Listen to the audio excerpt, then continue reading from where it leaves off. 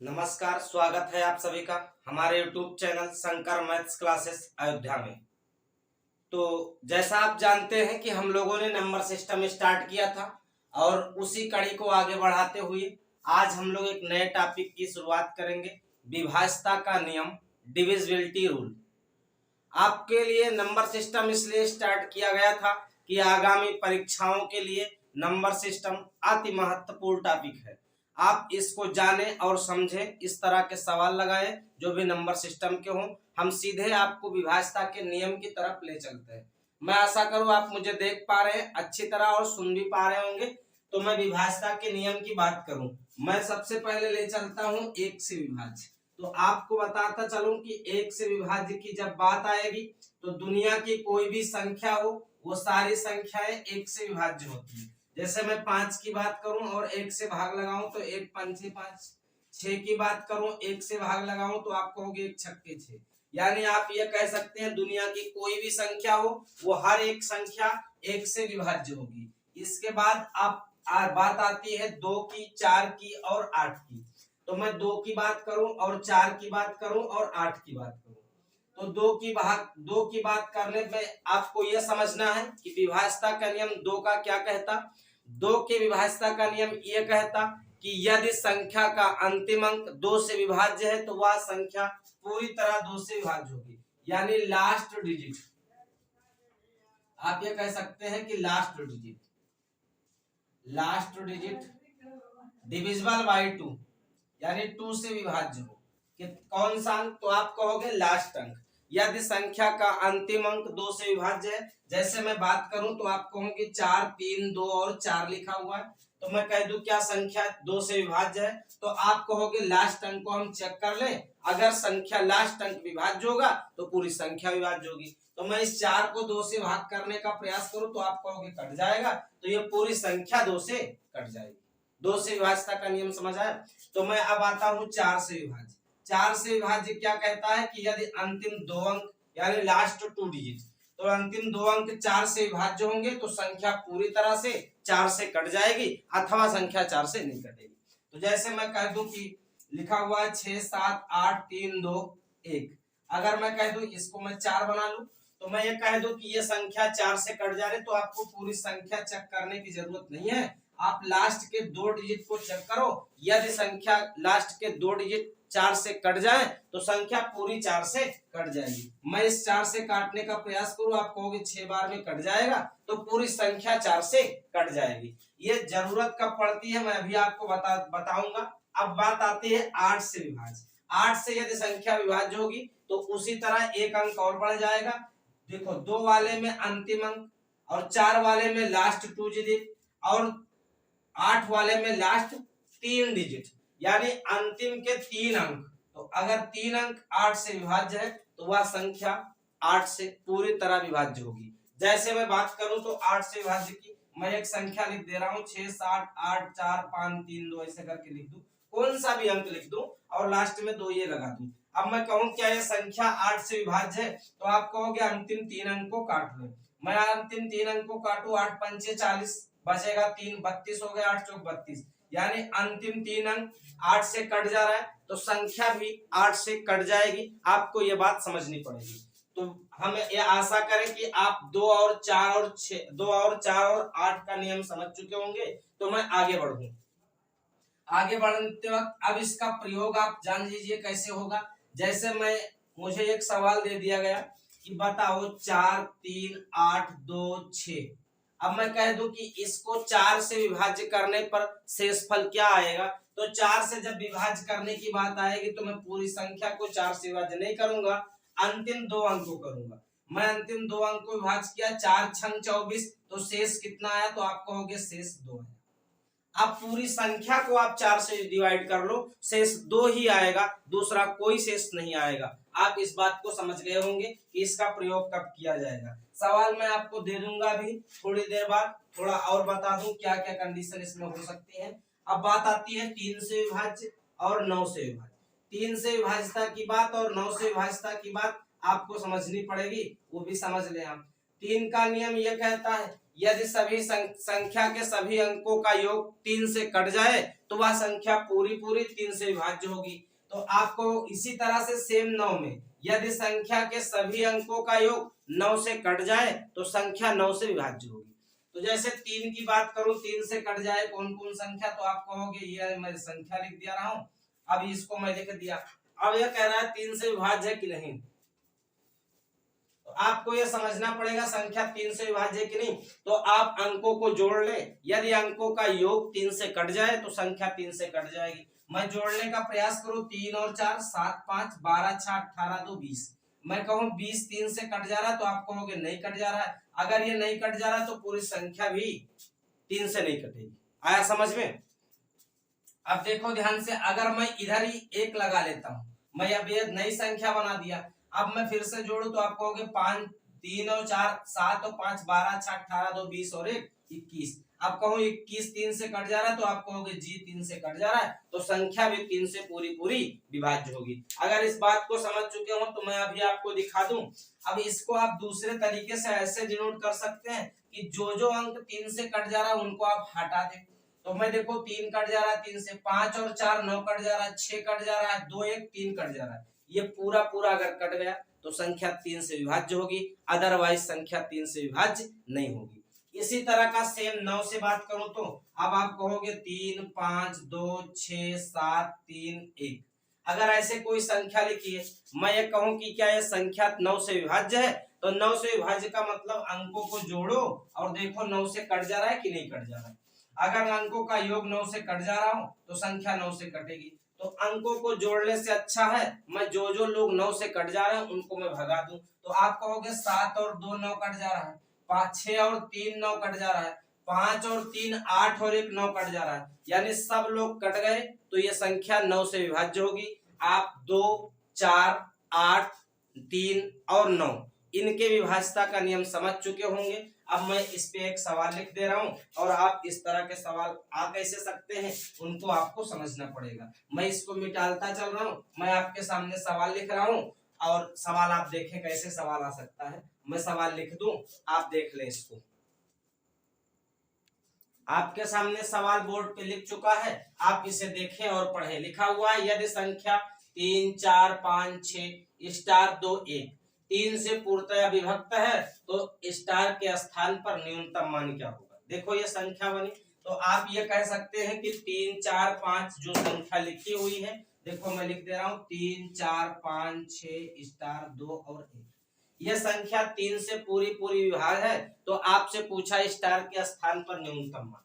तो देखो 3 से कौन कौन लोग कट रहे हैं, 3 कट जा रहा है, 5 4 9 कट जा रहा है, 6 कट जा रहा है, 2 1 3 कट जा रहा है, यानी स्टार अकेला बचा। अगर स्टार के स्थान पे हम 0 रख दें तब भी यह संख्या 3 से कट जाएगी। स्टार के स्थान पे 3 रख दें तब भी यह संख्या कट जाएगी। स्टार के स्थान पे 6 रख दे तब भी यह संख्या कट जाएगी। स्टार के स्थान पे 9 रख दे तब भी यह संख्या 3 से कट जाएगी। अब आप यहाँ समझ चुके होंगे कि स्टार का न्यूनतम मान क्या है, तो न्यूनतम मान 0 है।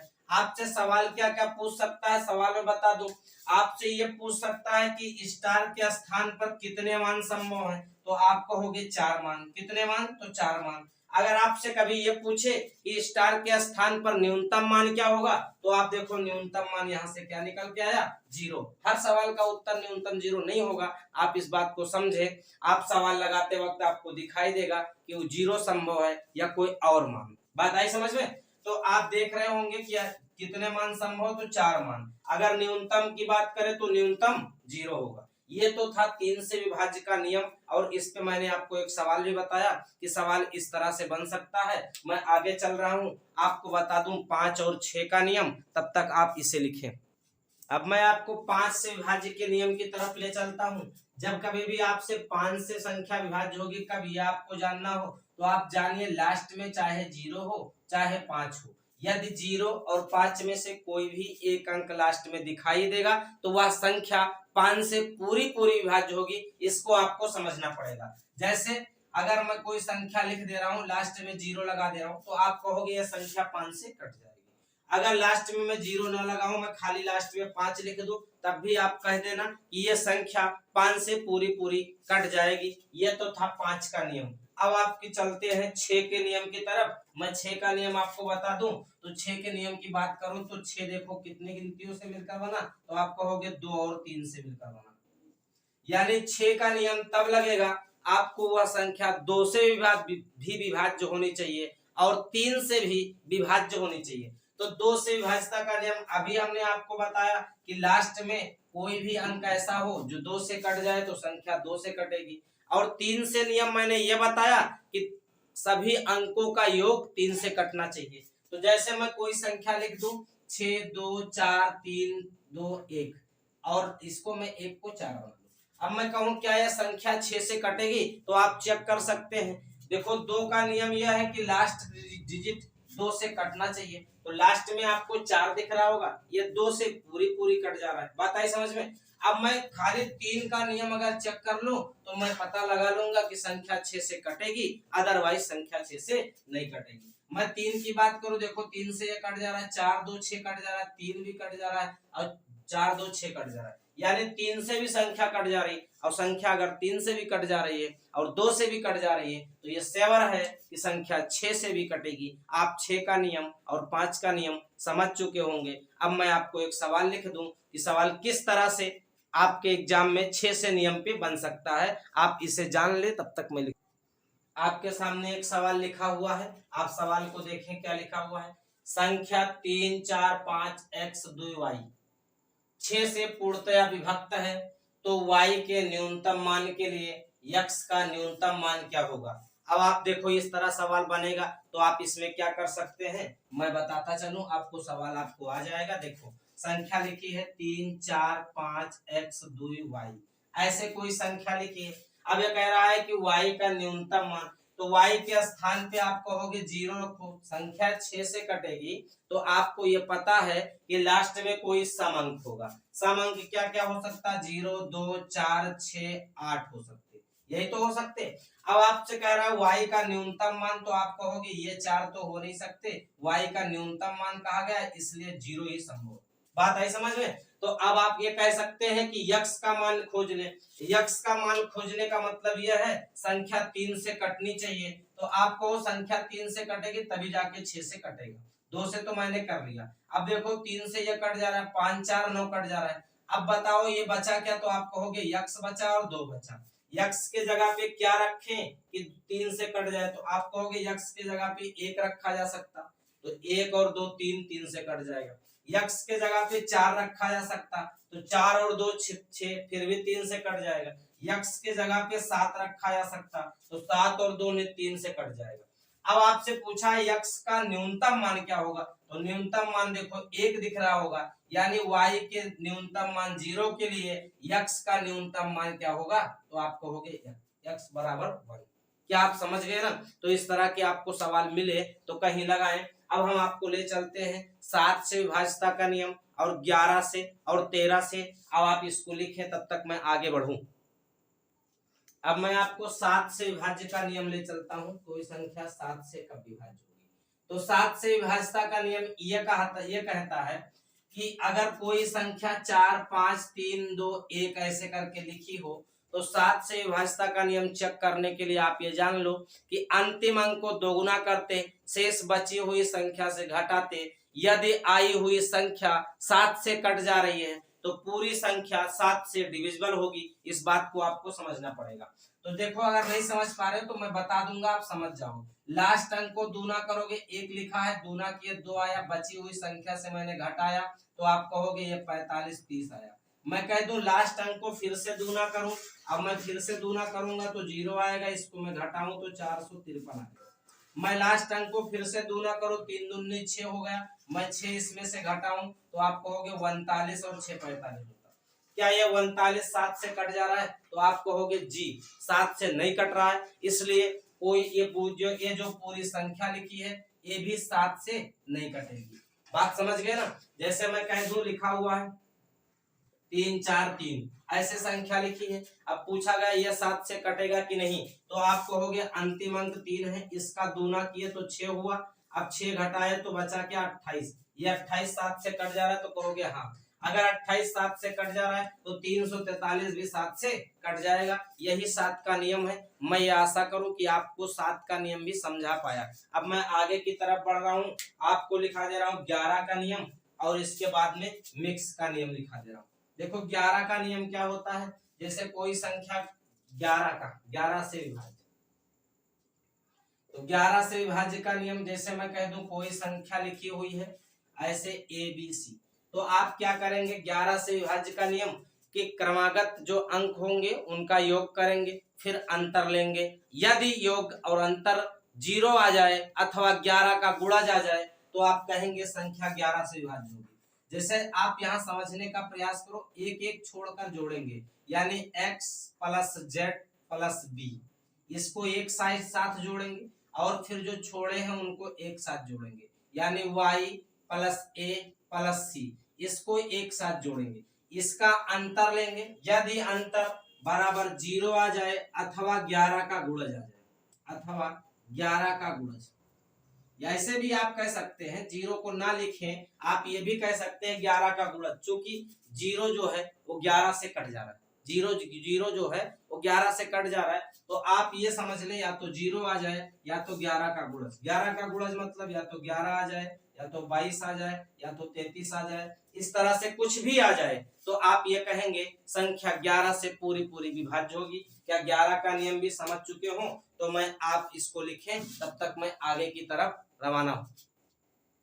अब मैं आगे चल रहा हूं, जो कुछ मिक्स नियम है उसको आप जान ले। तो मिक्स नियम क्या हो सकते, तो आप एक पॉइंट में लिख ले कि यदि किसी अंक को 6 बार लिखकर एक 6 अंकीय संख्या बनाई गई तो वह संख्या सदैव 7, 11, 13 से विभाज्य होगी। जैसे मैं कह दूं कौन सी संख्या, में कोई भी अंक ले लूं, जैसे मैं 6 ले लिया, इसको 6 बार लिख दिया, कितनी बार? 6 बार, तो आप कहोगे एक 6 अंकीय संख्या बन गई। तो यह संख्या किससे विभाज्य होगी, तो आप कहोगे ये 11 से भी कटेगी, 7 से भी कटेगी और 13 से भी कटेगी, यानी ये तीनों अंकों से कट जाएगी। आप ऐसा कह सकते हैं कि यदि किसी अंक को 6 बार लिखकर एक 6 अंकीय संख्या बनाई जाए तो ऐसी संख्या सदैव 7 से भी कटेगी, 11 से भी कटेगी और 13 से भी कटेगी। दूसरा नियम आप ये जान ले कि यदि किसी 2 अंकीय संख्या है उसको मैं 2 बार लिख दूं, जैसे 45 लिखा तो फिर 45 लिख दूं, तो ये जैसे मैं 36 लिखा तो फिर 36 लिख दूं, या मैं 52 लिखा तो फिर 52 लिख दूं, यानी किसी 2 अंकीय संख्या को लिखकर 2 बार लिखकर एक 4 अंकीय संख्या बनाई जाए तो ऐसी संख्या ये जो होगी, ये तीनों संख्याएं या इस तरह से जितनी भी संख्या होंगी वो सब किससे कटेंगे, तो आप कहोगे वो सब 101 से विभाज्य होंगी। किससे विभाज्य होंगी? 101 से। बात आई समझ? तो आ गई समझ, तो इस बात को आप जान ले, दोनों नियम लिख ले। किसी एक अंक को 6 बार लिखकर एक 6 अंकीय संख्या बनाई जाए तो ऐसी संख्या सदैव 7, 11 और 13 से कटेगी। यदि किसी अंक को 2 बार लिखकर, किसी द्विअंकीय संख्या को 2 बार लिखकर एक 4 अंकीय संख्या बनाई जाए तो ऐसी संख्या सदैव 101 से कटेगी। अगर इसका अपोजिट एक पॉइंट ये होता है कि अगर कोई 2 अंकीय संख्या है, इसको 101 से गुणा किया जाए तो आपको गुणा करने की जरूरत नहीं, उसी अंक को 2 बार लिख दिया करो। आप गुणा हो गया, आप करके देख लीजिए उत्तर आएगा। जैसे मैं कह दूं 37 लिखा है, इसको मैं 101 से गुणा कर रहा हूं तो आप कहोगे ये 37 होगा, कोई दिक्कत तो नहीं है ना। तो इस तरह से आप जानते रहें, इसको आप लिखें, तब फिर आगे बढ़ते हैं और इसी क्रम को आगे बढ़ाएं। तो आज हमने आपसे विभाज्यता के नियम के बारे में चर्चा किया। मैं एक बार फिर से बता दूं, 2 से बताया, मैं 3 से बताया, 4 से बताया, 5 से बताया, 6 से, 7 से बता दिया, 8 से बताया, 9 से बताया, 11 से बताया और 13 से बताया।